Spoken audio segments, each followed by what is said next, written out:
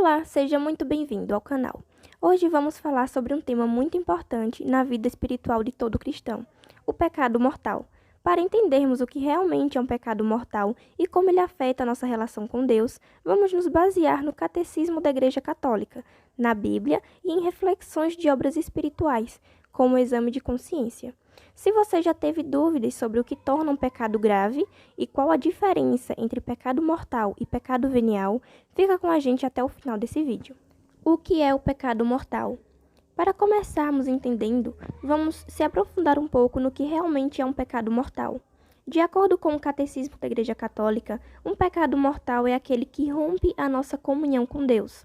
Ele não só enfraquece nossa relação com o Senhor, como acontece no caso dos pecados veniais, mas causa uma quebra completa da amizade com Deus.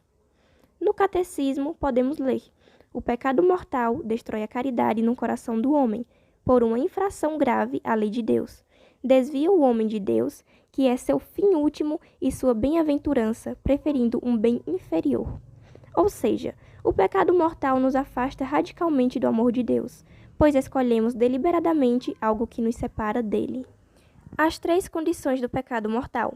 Agora, para que um pecado seja considerado mortal, 3 condições precisam ser cumpridas. Não basta apenas cometer uma falha ou erro, é necessário que essas 3 características estejam presentes.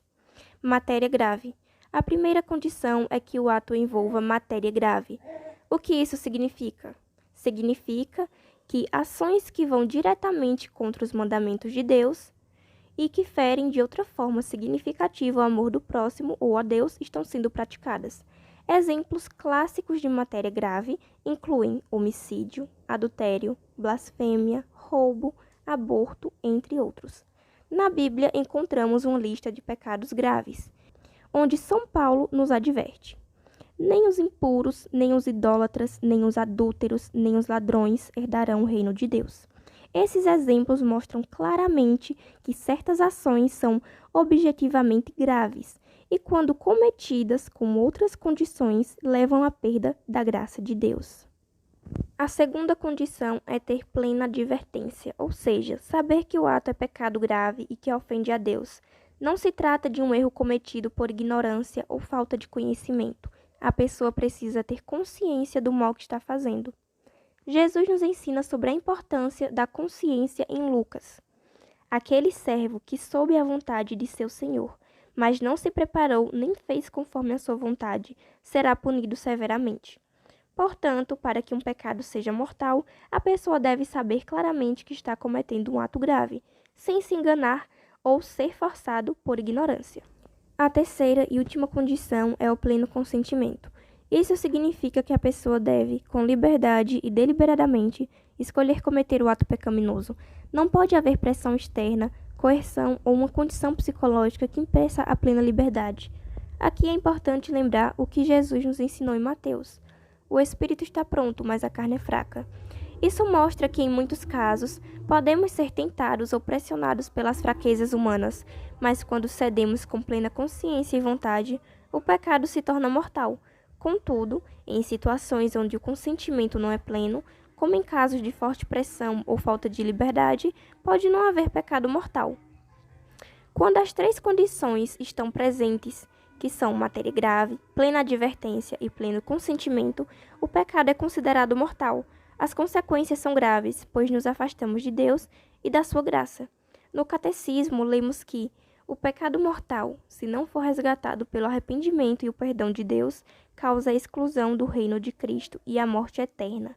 Isso significa que, sem arrependimento, o pecado mortal pode nos conduzir à condenação eterna. No entanto, a Igreja nos ensina que o arrependimento sincero e a confissão sacramental nos reconcilia com Deus. Em resumo, o pecado mortal requer 3 condições essenciais. São as que a gente acabou de entender, que são matéria grave, a plena advertência e o pleno consentimento.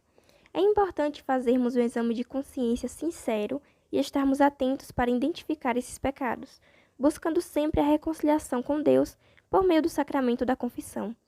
Se você deseja se aprofundar mais nesse tema, deixe seu comentário e compartilhe suas dúvidas.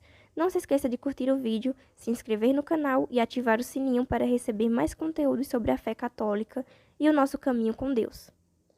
Para finalizar, vamos fazer uma breve oração pedindo a Deus que nos guie e nos proteja de todo pecado.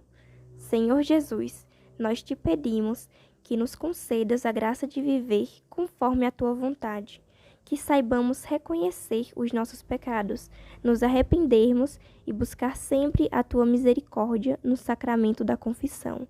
Conduze-nos no caminho da santidade. Amém.